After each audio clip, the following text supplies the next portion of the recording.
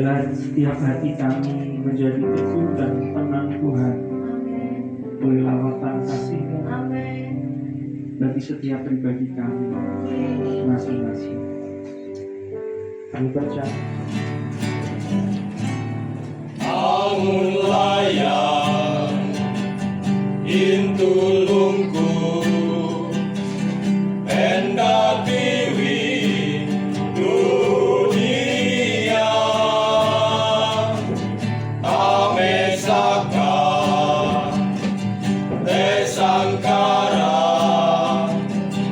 jatunti pampalua Ege Yesus demanduhu rahan akan jalan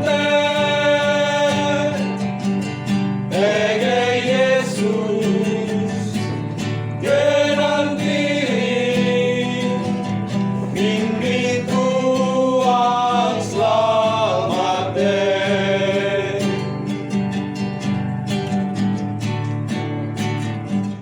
Atau gereja apalagi yang hanya bangunan. Tuhan mengasihi semua gereja. Itu ditaruh di hati saya dari saya SMA. Jadi ketika saya melayani di Rungan Hulu itu, bukan terlalu hulu ya, dari Malaka di sini aja. Saya walaupun melayani di satu organisasi gereja Pentakosta, tapi saya mengajak.